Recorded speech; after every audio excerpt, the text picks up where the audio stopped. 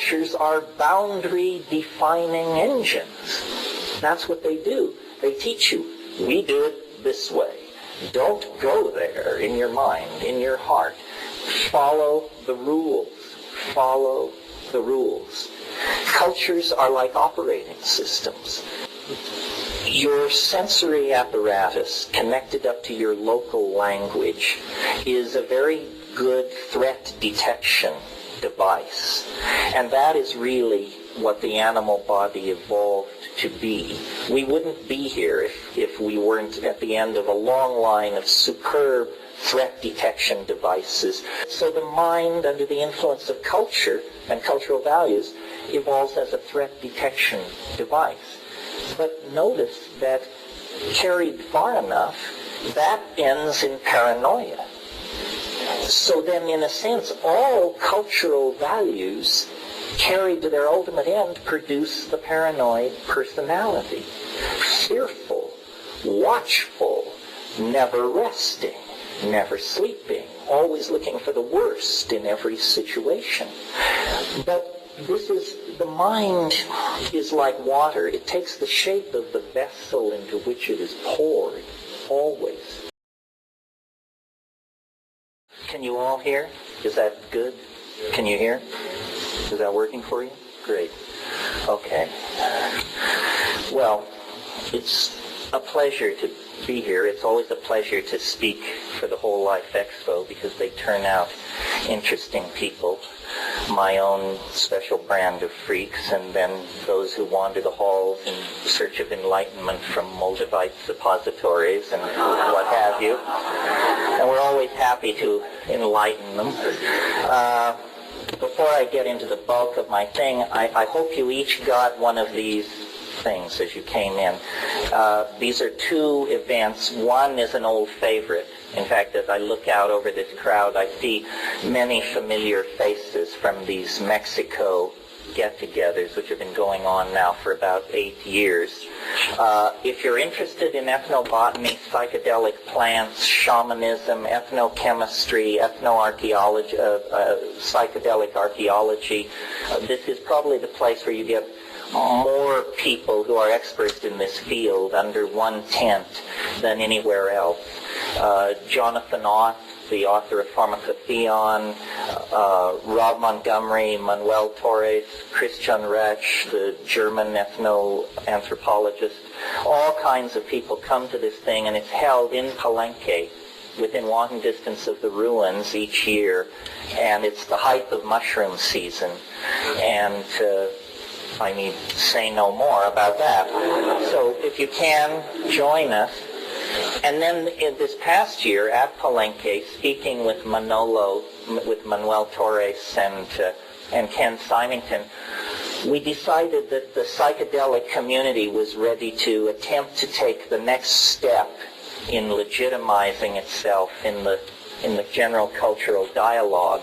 And we felt that the place that hasn't really been honored or sufficiently brought to people's attention is the incredible role that psychedelics have played since the 50s in the art world, in the world of painting, music, composition, performance, dance, so forth and so on. And so this September, 12 to 17, on the big island of Hawaii, we're going to have a smaller conference, 100 people only, and we invited major contributors to the art scene to come out of the closet and affirm the impact of psychedelics on their creative processes.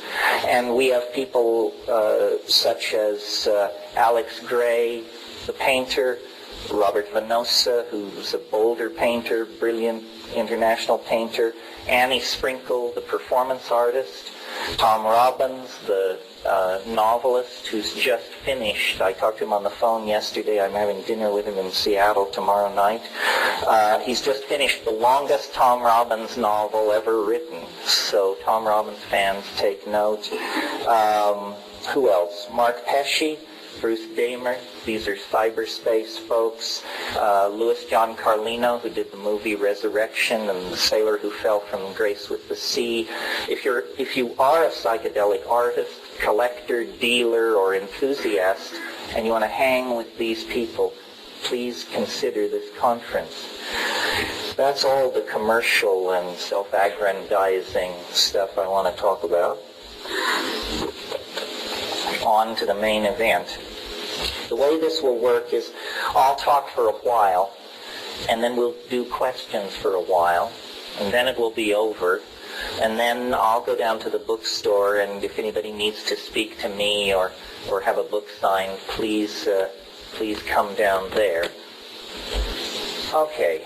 I used to prepare these things in anticipation of vast oceans of faces eager to be uplifted.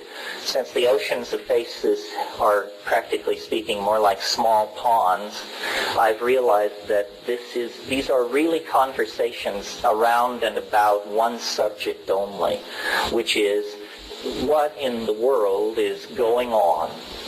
What is going on?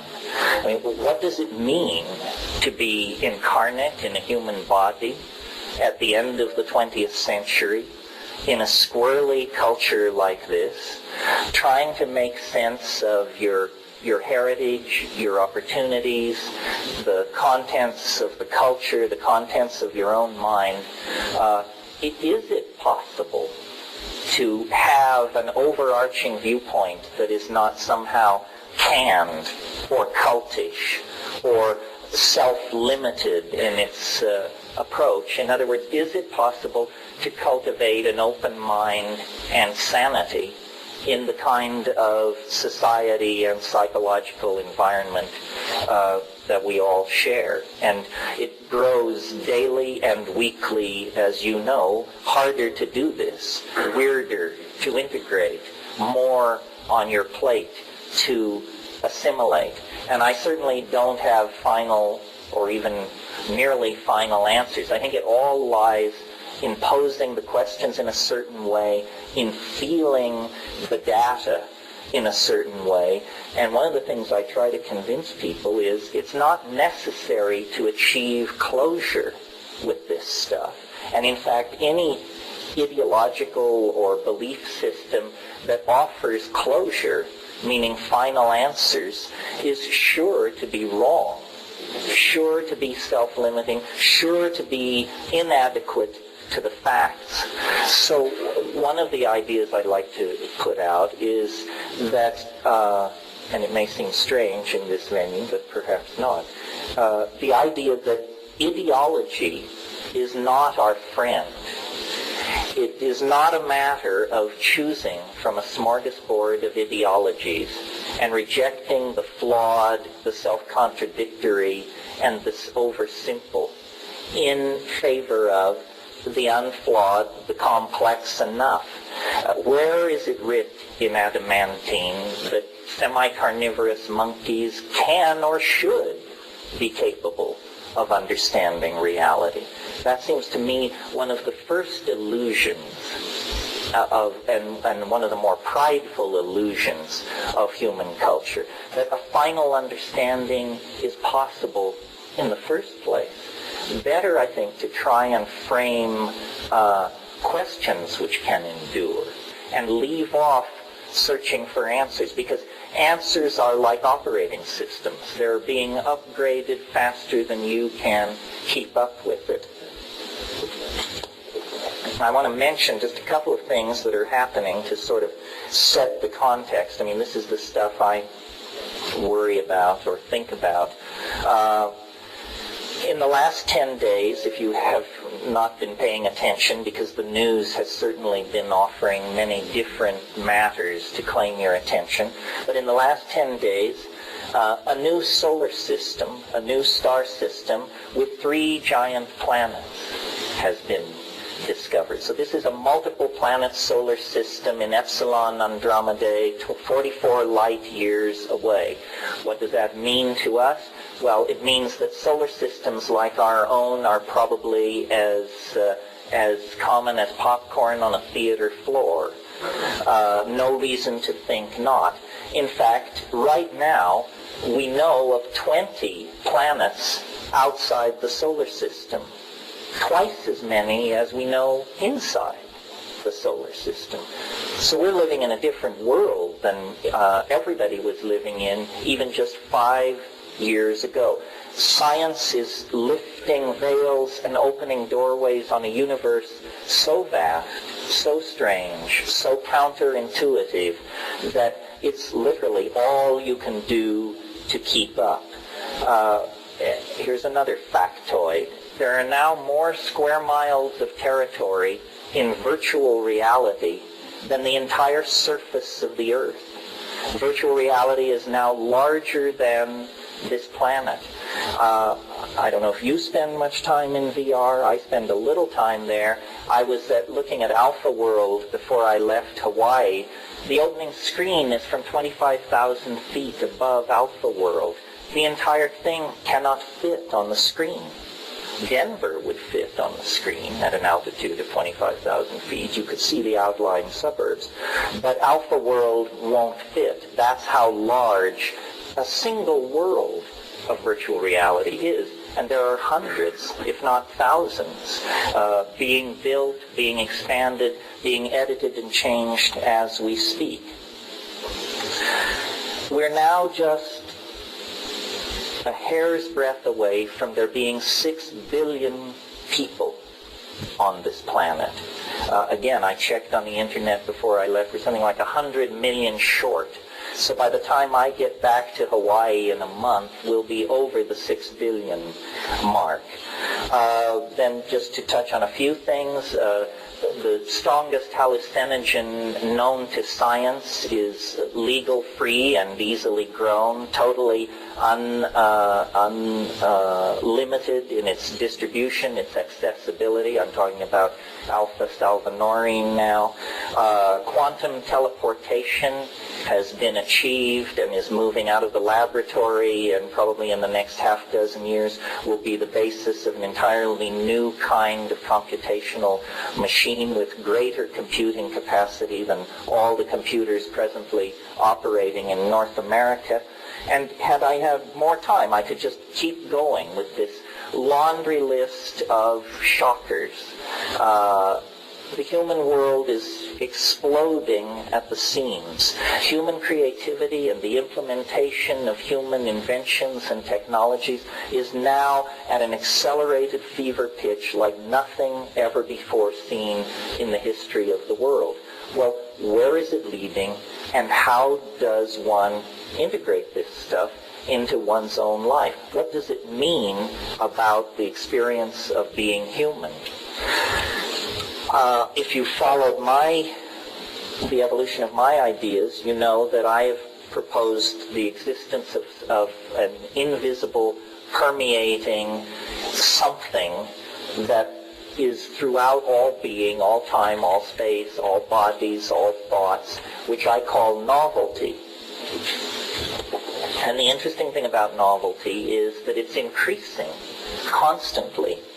Science has not trumpeted this view because science tends to look for principles which operate in definable domains. In other words, the laws of chemistry, the laws of physics, the laws of gene segregation, the laws that describe the trajectories of artillery shells and falling bodies.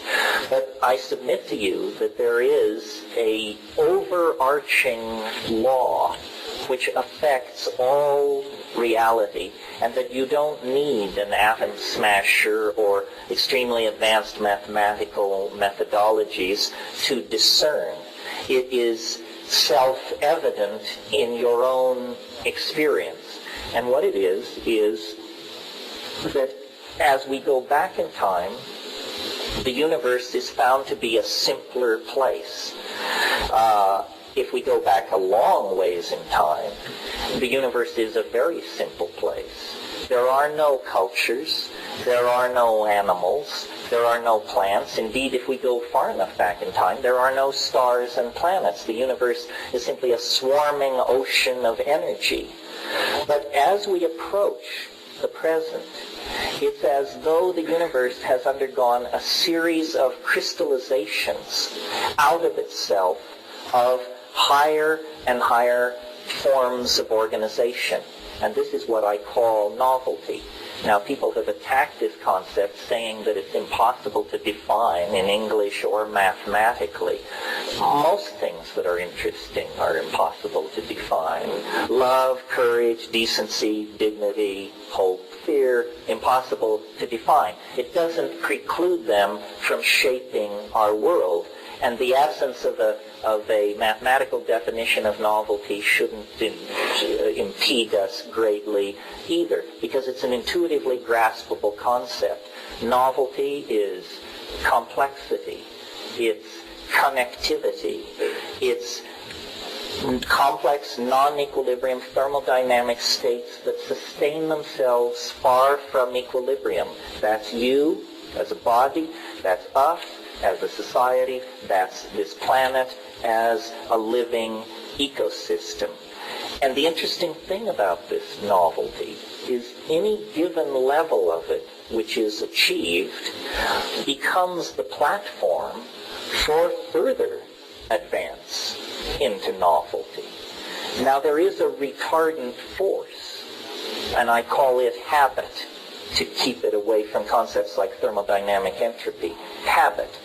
And so in my model of the way things work, gleaned from observation, stoned and unstoned, is that the cosmos, your life, the politics of this city, the history of Western civilization, is a struggle between habit and novelty.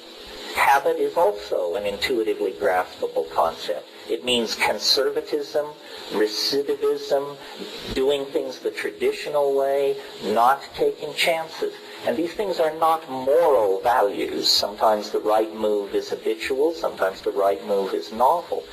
But the universe as a system is what I call a novelty-conserving engine. In other words, where novelty is produced, it tends to be tenaciously hung on to.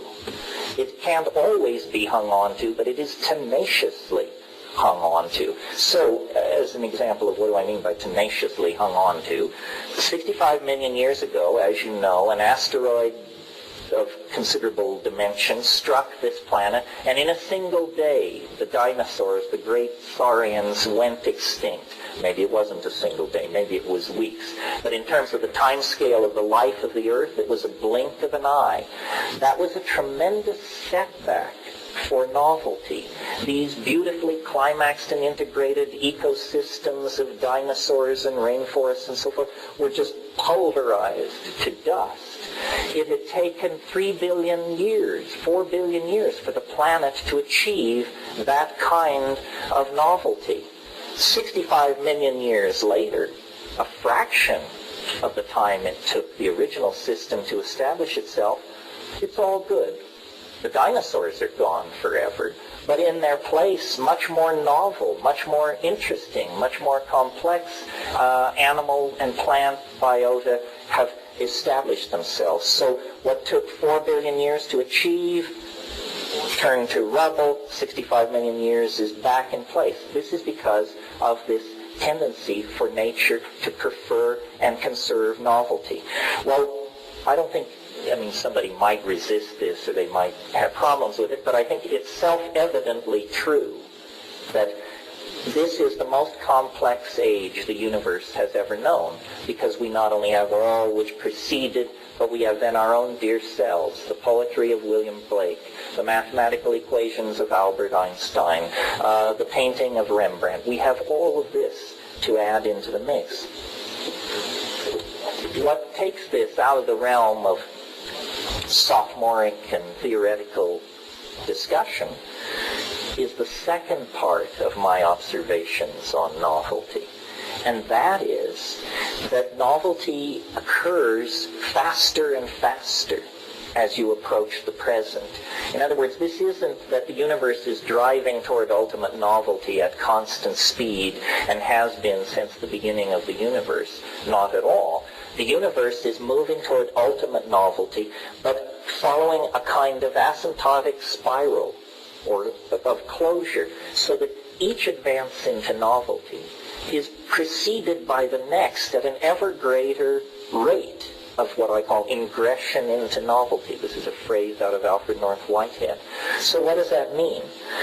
It means in the early universe it took a long time for things to get interesting, for things to go from being just a cloud of pure electron plasma to a universe with stars ordered into galaxies, with planets, with special chemistries and environments. And from that came, at least on this planet, advanced life forms, first simple life forms, then advanced life forms, then the conquest of the land, then extremely advanced life forms, minded creatures, language-using human beings, tool-using human beings, and then the frantic, hysterical rush from Altamira to this moment. And we are part of this. These vast cycles of advancement into novelty, which used to require eons to affect the universe perceptibly at all, are now going on in humanly cognizable domains of time. The year, the month, the day, the decade, the century. We can look at such humanly cognizable spans of time, and the overwhelming impression we have is of change. Change piled upon change, piled upon change. If this process has been rolling forward like this since the birth of the universe some 12, 13, 14 billion years ago, it's very hard to hypothesize or argue that it should cease or will somehow deflect itself from its endless ramping up of acceleration. But we can't imagine change going on much faster than it's going on now. I mean, perhaps we can imagine it going on 10 times faster or 100 times faster, but 100,000 times faster, 1,000,000 times faster, the mind boggles. And yet, I think this is, in fact, where the universe is going. Now, since the middle 70s, I've had these ideas pretty much in place, and my faith has been that as science and human understanding advances, I would either be thrown from the boat as a crank or somehow brought into the fold. Well, I haven't been thrown from the boat as a crank. I'm not sure, speaking at the Whole Life Expo, indicates I've been folded into the community of paradigmatic thinking. But I have received some encouragement in the last 18 months, and I want to just mention this briefly to you because I'm surprised how the news has failed us.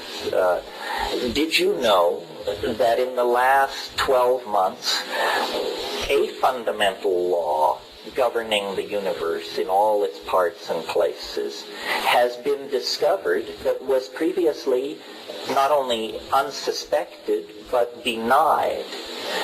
And a law of nature larger than any law of nature ever discovered, larger than the law of gravity, the speed of light, the second law of thermodynamics. All these are little laws, what Leary used to call local ordinances.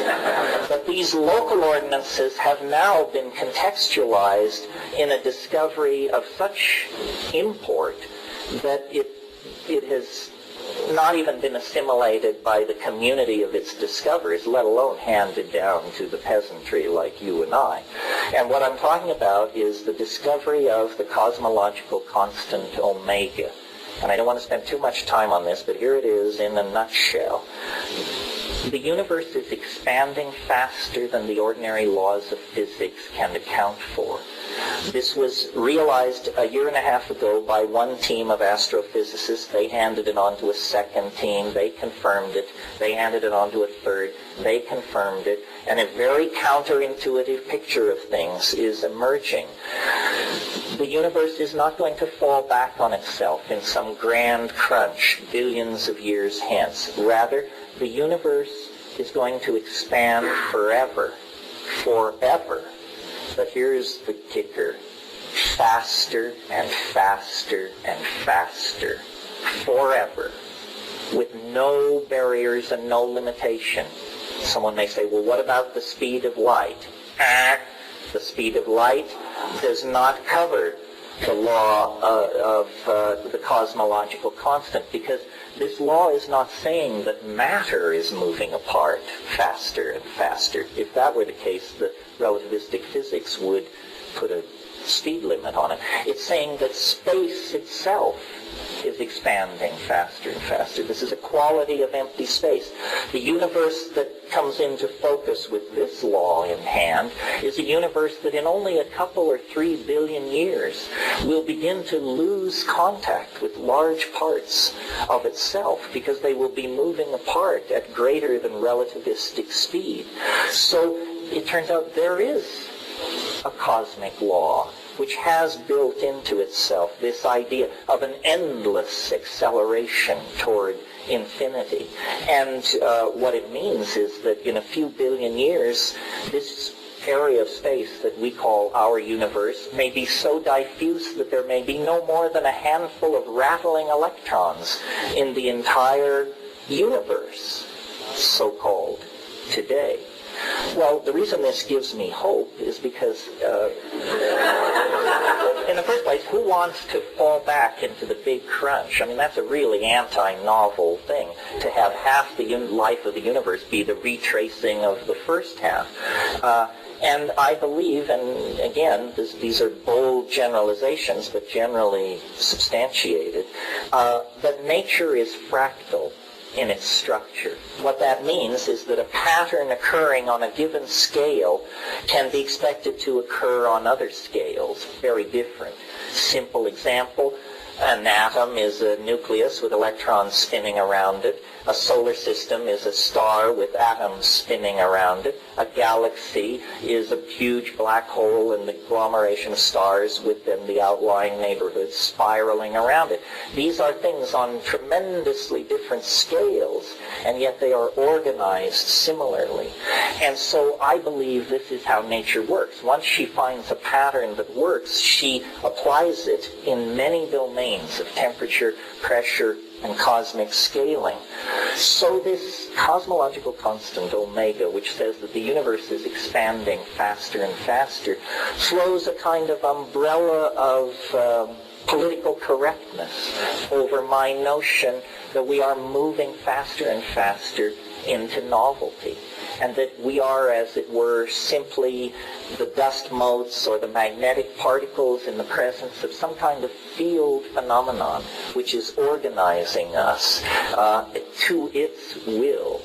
And this is the source of my optimism. If I had to place my faith in human institutions, human religions, human goodness, the human capacity for decency and dignity, I would be absolutely in the depths of existential despair, as I was as a kid. Because as a kid, I didn't have these ideas. I had Camusian existentialism and Nietzschean whining and all the rest of it. And it's a pretty grim situation, folks.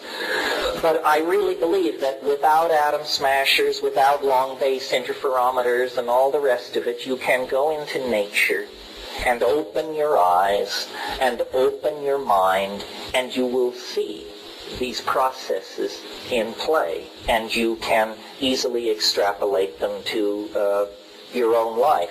Now, if going into nature and opening your eyes and paying attention doesn't deliver this to you, then I suggest 20 milligrams of psilocybin be added into the mix, or 200 micrograms of LSD, or something like that, and then I think it will come shining through. Why should that be necessary? Why should someone have to resort to what Rimbaud called an artificial perturbation of the senses to achieve this? Simply because culture mitigates against it. Culture is a closed system of thinking and values of the sort I am denouncing. And it is the greatest barrier to your enlightenment, your education, and your decency is your culture. And I realize with joy that here I skirt the bounds of political correctness, because everyone is running around saying, recapture your roots, get in touch with your Swedishness, your Irishness, your whateverishness, and that's all very fine, but I think it's your humanness that may have eluded you in all this ethnocentric breast. Well, why should culture imprison us and somehow place a barrier between ourselves and our true humanness? Well, I think I said at the beginning of this thing, culture and ideology are not your friends. They are not your friends. This is a hard thing to come to terms with, because a certain kind of alienation lies at the end of this thought process. On the other hand, you can't live in the cradle forever. You can't be clueless forever.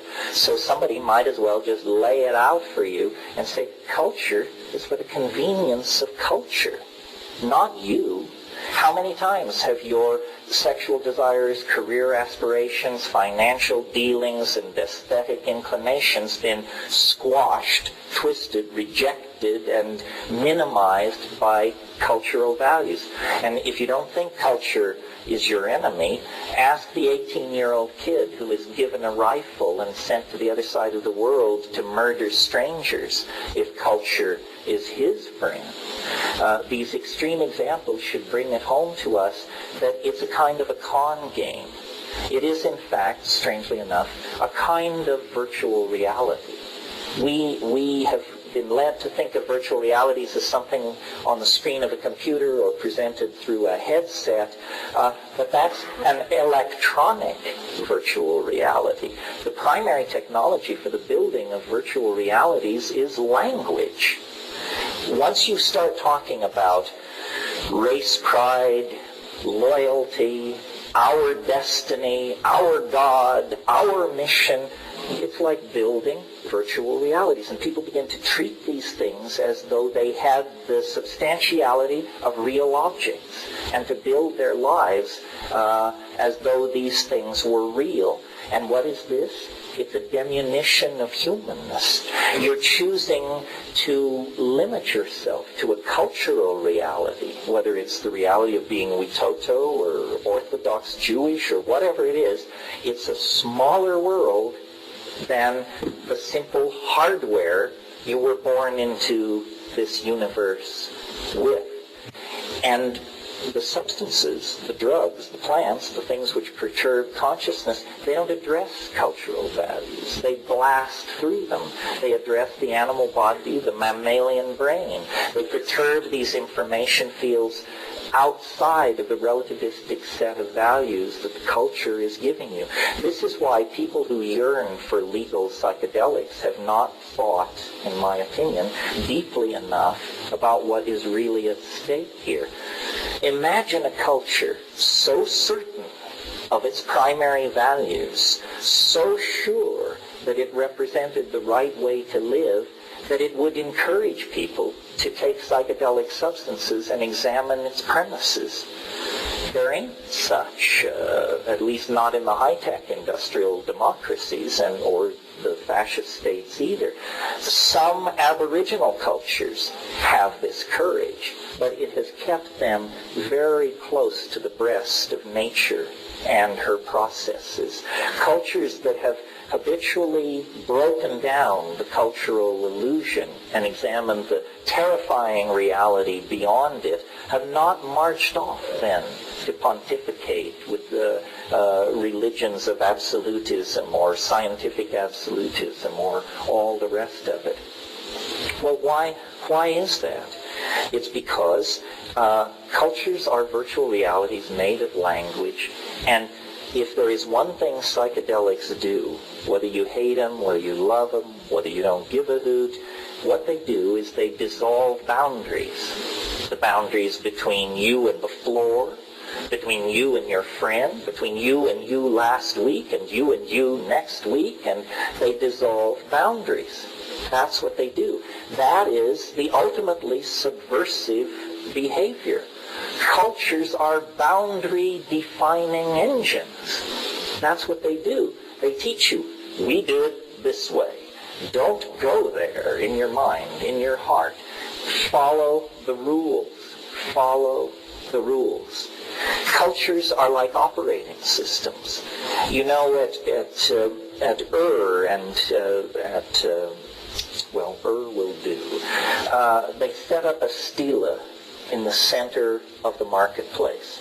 And on the stela they carved the laws. These were the laws of the operating system called 1.0. And that worked fine for a while. Now we're operating under Clinton's second term 4.0. And is it limiting? Is it idiotic? Is it a pain in the rear end? You bet it is. How can we overcome the limitation of our operating system? Well, basically, what I do with my computer when it acts up is I give it a good slap or a thump on the top. And that's what these psychedelics are doing. They're saying, get it in context, my dear primate. See, how does it all fit together? Every culture in history, in every time and every place, has operated from the assumption that it had it 95% correct and that the other 5% would arrive in 5 years' time. All were wrong. All were wrong, and we gaze back at their naivete with a faint sense of our own superiority. But we are wrong. We don't have it either. I mean, if this is a culture approaching the truth, who needs the truth? I mean, this is something very, very different. Well, then, just to satisfy myself, I asked the question, why should it be like this? Why should these psychedelics, which granted perturb the mind, be such a terrifying contra-cultural force?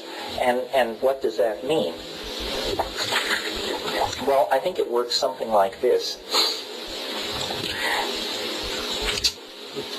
Your sensory apparatus connected up to your local language is a very good threat detection device. And that is really what the animal body evolved to be. We wouldn't be here if we weren't at the end of a long line of superb threat detection devices which told us when the saber-toothed carnivore was sneaking on its belly through the tall grass, which gave us that moment out of the corner of our eye when we saw the edge movement and scampered back into the cave, and so forth and so on. So ordinary consciousness has evolved an extraordinary fit to three-dimensional space and time, because that's where your soma, your meat, is. And if the meat is disrupted radically, the mind is, we don't know where. That's somebody else's lecture. It's very important to keep the physical body together. So the mind, under the influence of culture and cultural values, evolves as a threat detection device. But notice that carried far enough, that ends in paranoia. So then, in a sense, all cultural values carried to their ultimate end produce the paranoid personality. Fearful, watchful, never resting, never sleeping, always looking for the worst in every situation. But the mind is like water. It takes the shape of the vessel into which it is poured, always. So when we approach the psychedelic plants as shamans, as seekers, as sincere people interested in extraordinary experiences, what the psychedelics do, I think, is dissolve this three-dimensional threat detection psychology and system, and it's as though the mind discovers that it has a second conformational geometry. That's a way of putting it. And this second conformational geometry is of a higher dimensional order than ordinary consciousness. Not as a metaphor, higher dimensional order, but as a mathematician would use that term. The psychedelic mind is a higher dimensional mind. It is not fit for three-dimensional space-time filled with roving, heavy-bodied carnivores. But it is fit for the back of the cave, the mountain retreat, the monastic tower. In other words, the place where threat has been eliminated and philosophy is the order of the day. And so my interpretation of these psychedelic states is that they are actually higher dimensional states of consciousness. And I put this to Ralph Abraham, the mathematician, who is no mathematical slouch and no psychedelic slouch either. And we talked of this in relationship to DMT. And he said, I have no doubt at all that when I am flashing on DMT, I am seeing the ordinary world from a higher dimensional mathematical perspective. And one of the things about higher dimensions is that the linearity of time is overcome. And last week and next week are as easily available as the present moment. The front of my hand is as easily seen as the back of my hand without moving my hand if I am in hyperspace. So in a way, these higher dimensions are the places from which knowledge has percolated. And shamans, related to the smith, the worker in metal, the technologist, the tool maker. These are the twin brothers, the two aspects of the shaman. The shaman is a master of fire, master of metals, maker of tools, seer into the future, so forth and so on.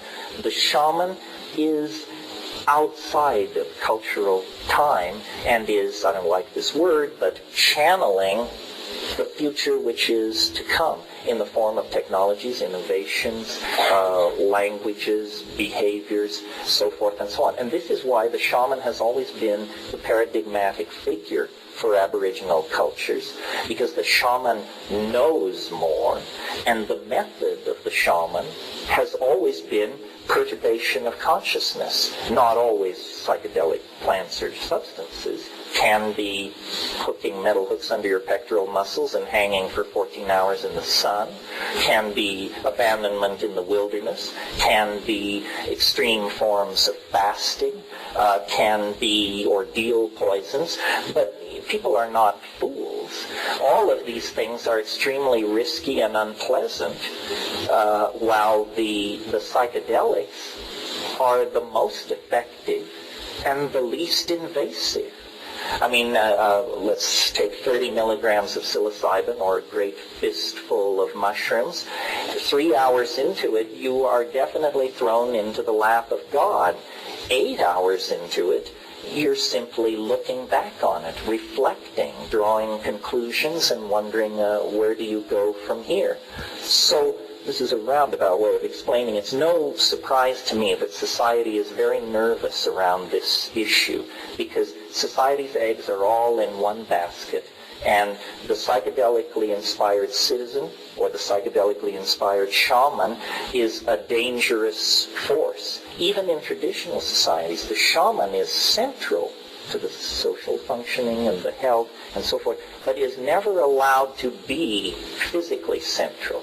There's a leader, a headman or something. The shaman lives off at the edge of the village, sometimes off in the woods. He is approached with fear and trembling. He is loathed and respected and feared and loved, because it is understood that he represents a dimension that nevertheless must be tolerated, because it is the channel through which knowledge and healing and higher values come.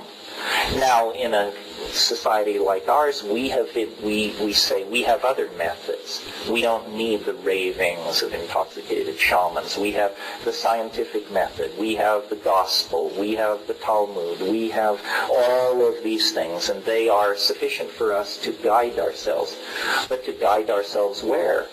The 20th century, if the 20th century is a statement of the accomplishments of the Western mind, values, and methods, then God help us.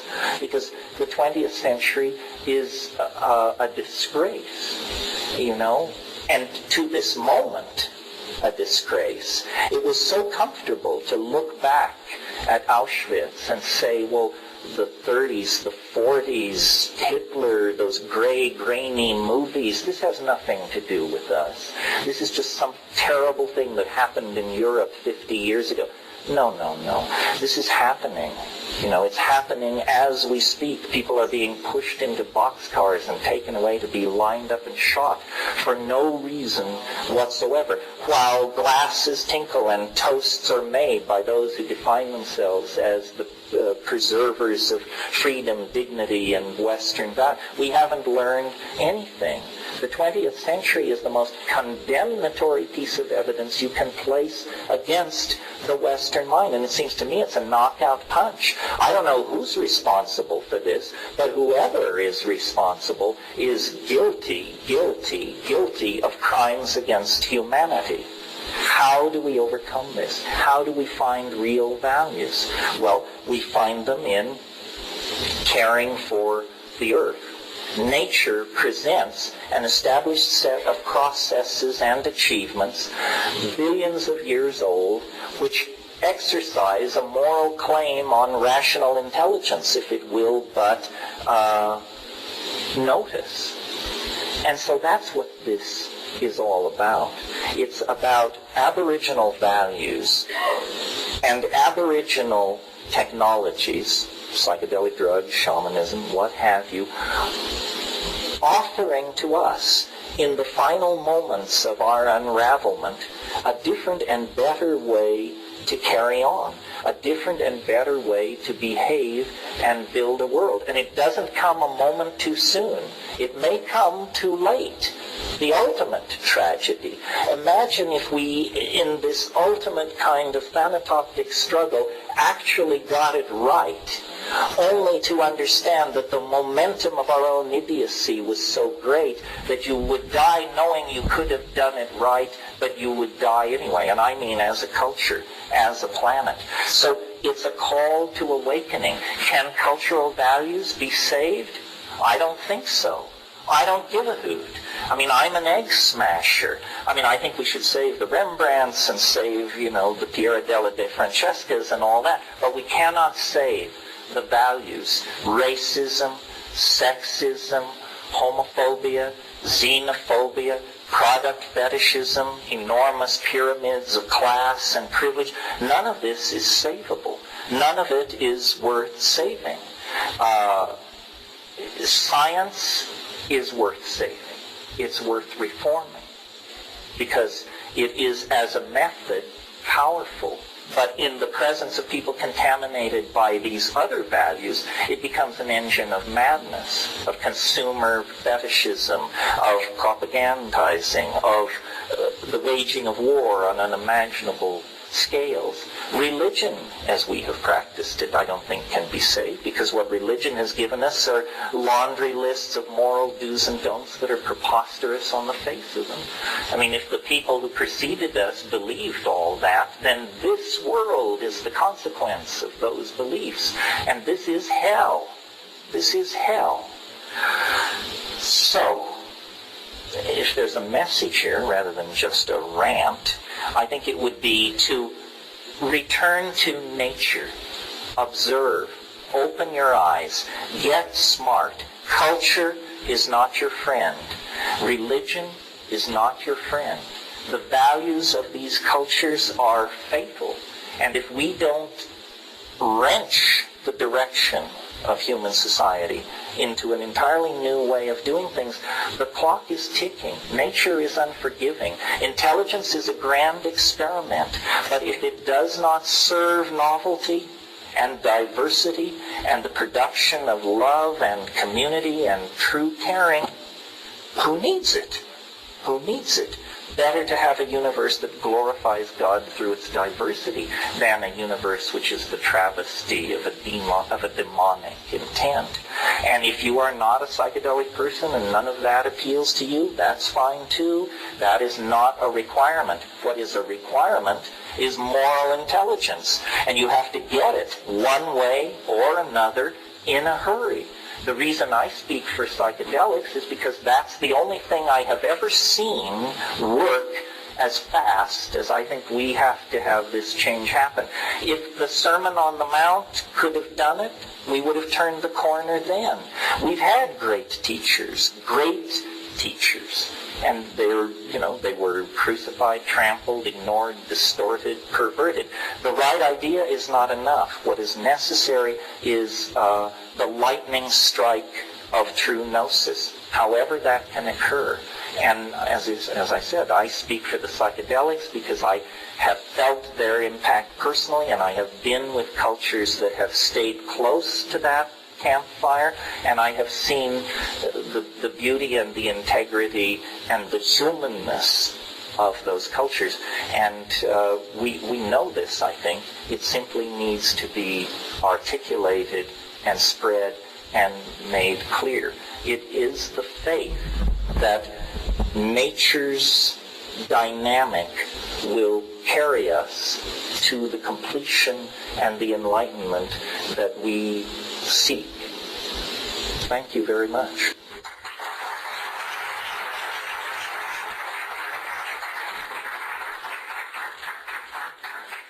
Now, and briefly, because I sailed past my intended stopping point, but for a few minutes, let's entertain questions. The question I have is around the attractor, and you talk about the culture being not our friend, but is not the culture still within the context of the novelty attractor? Well, yeah, I mean, these questions are complicated. I had a discussion with Giorgio Samarini, who's an Italian ethnobotanist and who has taken ibogaine, or iboga, Tabernacle iboga, with the African tribe that uses that initiation. And in that initiation, they give 400 grams of this plant that is effective at 4 grams. And they give 400 grams, and sometimes people die, and it's pretty heavy-duty stuff. And I asked him, I said, Giorgio, why do they give so much? And he said their culture is so old that the morphogenetic field is so strong, I think it's very, very hard for them to get high. And he said something which I would not have thought he would say, and I had never thought. He said the Western mind, because of its unique history, is the most sensitive mind to the impact of psychedelics. And so, addressing the question of the attractor, I'm not saying that this is worse than being an Amazonian tribe. I'm saying it's worse than being an Amazonian tribe, it's less than being an Amazonian tribe, unless we make use of it. In other words, this culture is not something to be preserved, but something to be exercised as an opportunity. We are free, well-fed, well-educated. We have access to the great databases of the world. A certain moral responsibility comes with that. I don't expect the Witoto or the Bora or the Muinani or the Shuar to do more than set a good example for us. The breakthrough will probably come from the high-tech industrial democracies, because that's where there is the most latitude to experiment. The very fact that I can speak to you without being shot, the very fact that you can go home and apply my lessons with no more than a few years in prison hanging over your head. This is progress, folks. Believe it or not. I mean, in Hawaiian culture, if you stepped on the king's shadow, they killed you immediately. And many, many Aboriginal societies are more rule nutty than we are. But it's not about just creating a kind of anarchy. It's about using freedom to introduce other people to freedom and to then cultivate the things out of freedom that are most human. Most human. Somebody over here. Yeah. Well, let me address your question about alpha salvinorin. Alpha salvinorin occurs in a Mexican mint plant called Salvia divinorum that has, in the last 5 or 10 years, people have become aware that this was not only psychoactive, but that it was extremely powerful. And in a chemical family previously not known to contain hallucinogens, when the chemical is extracted from the plant and you get alpha salvinorin, 1/2 milligram is plenty. 1/2 milligram is 500 micrograms. In other words, we're talking about a plant hallucinogen active in the same range as LSD. What does it do? language fails. But that's good news. That's what you want. That's what you want the psychedelic to do. DMT test pilots come back white-knuckled.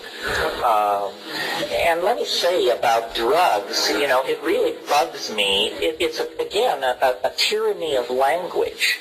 That when I sit up here and talk to you and I use the word drugs, I could be talking about aspirin, heroin, cocaine, or 2,4,5-trimethoxy something or other, one of Sasha's things.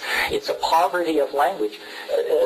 Drugs, which anesthetize or sedate or wire you up, I don't care about that. I mean, I take some, I don't take others, you do too. It's part of growing up and you have to learn. But I don't care about that, and I don't care to politically defend it, and I don't even particularly place psychedelic use in the same context. I'm interested in rare and high-dose experiences done with immense intentionality, in silent darkness, at effective doses. Christ said, the lukewarm I vomit from my mouth. And that's how I feel about people who chip away at psychedelics and take pissant amounts and go to clubs and go to class and go to the mall. And, this is not the program, folks. I mean, it's somebody's program, but I'm interested in life-changing experiences. And the wonderful thing about psychedelics is that as drugs, they are the safest drugs known to pharmacology. In other words, you would have to take 300 times the effective dose of psilocybin to place yourself in physical danger. No one knows the LD50 of LSD.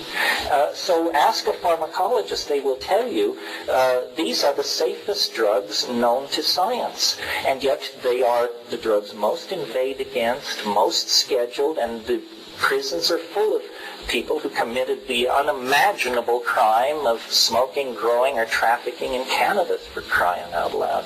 I mean, if this is not a racket, what is? To your other question about teleportation, which was not in the context of Salvia Divinorum, this is simply that one of the things that's happening in this laundry list I gave you of breakthroughs is that quantum physics is going from being, this extremely abstruse, abstract domain going on somewhere that has no impact on human life, to probably being the next great source of human technologies, computers, and devices which move matter through space and time. If 5 years ago you had asked me, and I regard myself as radical on the progress question, how long would it be till we saw the teleportation of objects, I would have guessed maybe 500 years to never. Well, now it's been done. I mean, only with an electron, only 15 feet. But the theory which allowed that feat places no upper limit on the size of the thing sent or the distance sent. And how long did it take that electron to be teleported 15 feet? No time at all. No time at all. This is trans-relativistic technology we're talking about, folks. In 20 years, you may destroy and reconstruct yourself at a distant point 10 times a day as you go about your ordinary business. It's a transportation breakthrough. There are other things like this, quantum computers, DNA computers, and then the best friend of all of the radical progressivist, the unexpected, which always delivers the most astonishing technologies. So, if you think what has come to this point has been astonishing, stressful, and amazing, brace yourself, because it is as prelude to what is about to break over the human species. It's almost as though God's joke on us is to give us so much power and knowledge that we will either transcend ourselves or we will certainly destroy ourselves, because the power and understanding being given to us is of godlike proportion. Well, the dolphins were very fortunate in that they evolved in an environment which is extremely unfriendly to fire.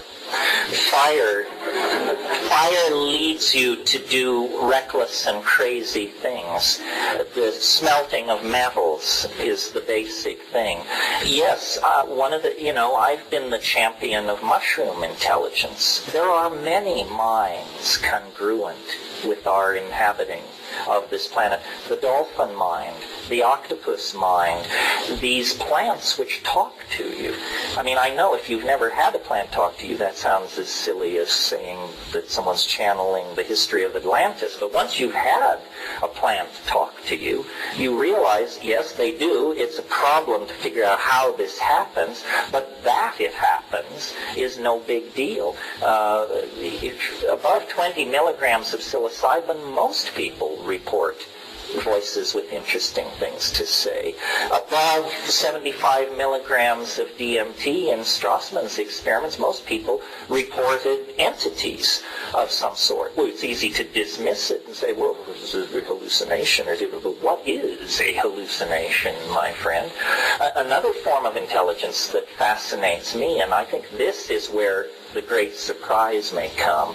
I can feel the AI out there. I know it's there. I know it's growing. I know the planet is its embryo. I know the human community is its placenta. What will that kind of intelligence look like? We have no idea. We can imagine superintelligence.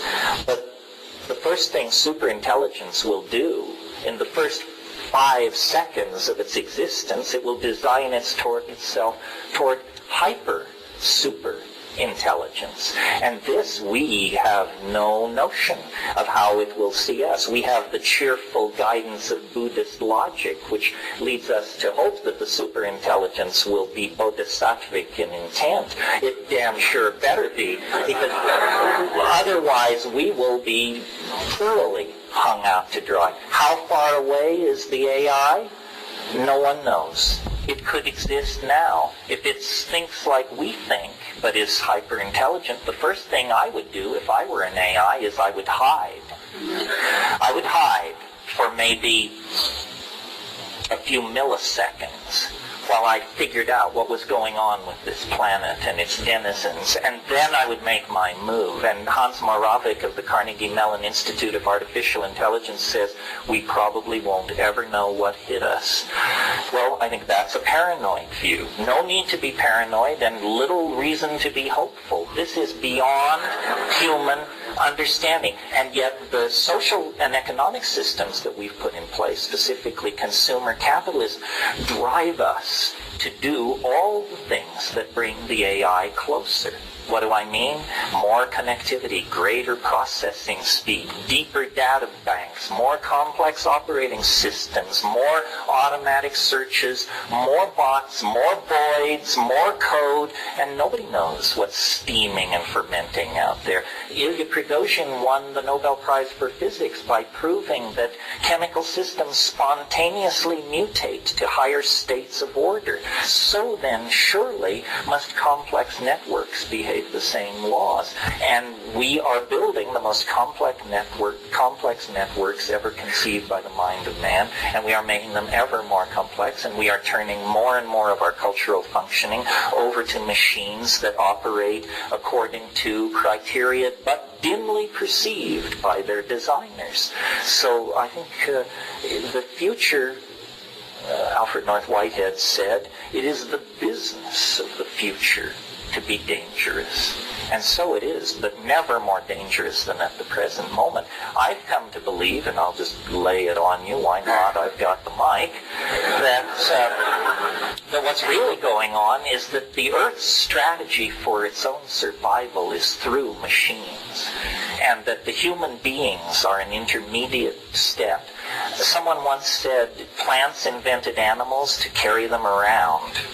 Well, I think, the Earth invented human beings to build machines, and those machines will be the consciousness of the Earth. Have you not noticed that these machines are made of the Earth? They are made of gold and silver and arsenic and copper copper and iridium. They are the stuff of the earth, organized by primate fingers into more complex arrangements than the earth could achieve through geological folding, glaciation, volcanism, and what have you. We do the fine-tuning, but the earth is beginning to think. You know, if you want to talk about a revolution that went on while nobody was paying attention, you enter the 1990s, the home computer is something that you play Pong on and do word processing on, and it gathers dust in the den. Sometime during the 1990s, while we were paying attention to Monica or George Bush or some damn thing, these machines went telepathic. They all talk to each other now. The machine on your desk is tickling a mind in London, a mind in Berlin, a mind in Bangladesh. Machine minds. They talk to each other all the time. And what are they saying? No one knows. No one knows. No one knows. One more, a couple more maybe. Yeah, the other and nature are pretty much the same thing. You know, the earliest, well, it's too late in the evening to go for the full Monty here, but the fallout of psychedelic shamanism created profound alienation, and it occurred around the same time as the invention of agriculture.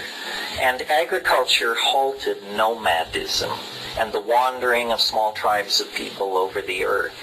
And as soon as people became sedentary, the problem with agriculture was that it was such a successful strategy for producing food that it produced surplus. Surpluses must be defended. And immediately you begin to get an equation of paranoia. One of the oldest buildings in the world is the grain tower at Jericho. It was built to store grain, and it was built so you could go up to the top and drop rocks down on people who were trying to batter their way in and get the grain. So I think that we lost our connection to nature when we stopped taking psychedelics. And the reasons we stopped taking psychedelics are complicated and not entirely clear, largely climatological, I think, because I think human consciousness was born in an ambiance of mushroom taking in a wet Sahara, and that when the Sahara went dry, that is the fall into history. You know, in the story of Genesis, just read it from that perspective. It's a hassle over a plant. It's a hassle over a plant. And what does this plant do? It opens your eyes. There is an incredible passage in Genesis where the owner of the garden is walking in the garden and mumbling to himself, and he says, if they eat of the fruit of the tree of knowledge, they will become as we are. So this was not a public health issue. This was an issue of who will remain stupid and who will remain on top. It was that if they eat of the fruit of the tree of knowledge, they will see through this scam and they will become as we are. And so it is forbidden. And the woman leads the man to the plant. And this, to me, indicates an age of matriarchy, perhaps, but certainly dominance of feminine values and personalities. And then the catastrophe happens. Their eyes are open. They see that they are naked, which in fact is the case. They were naked. So they see the truth of things, and then they're told, all right, well, you broke the rule. You broke the one rule. So you and your generation unto 1,000 generations must toil and die and live in misery because you aspire to the same level of knowledge that we possess. And I think it's a story of a mushroom culture being overwhelmed by a male-dominator culture that had values that were based on cities, agriculture, standing armies, role specialization, and so forth and so on. This is a different lecture, but that's my take on it. And until we correct the imbalance that was shoved down our throat at that point, until we reawaken, we will be forever imprisoned in these cultural illusions that make us be less than we could be and deny us our birthright, which is to full understanding and full being. And so the struggle between culture and the plants is the struggle over what a human being is, how a human being should be, and what it even means to be a human being. That's why it's so fundamental. And the last thought I want to leave you with is that's why it is so ironic that in the climactic moment of scientific materialism, positivism, Western values, so forth and so on, as we pursued the xenophobic agenda of patronizingly cataloging these so-called primitive cultures in the rainforest and so forth around the world, what did we do? We got their pots, their canoes, their cooking instruments, their thatching methods, and along with all that crap which we dragged back to our museums, we brought back their medicine kits. And I say to you, this was a Trojan horse brought within the walls of Troy, because in those medicine kits are the plants which hold the gods, which lift high the lantern that can lead us back to true humanness. End of rave.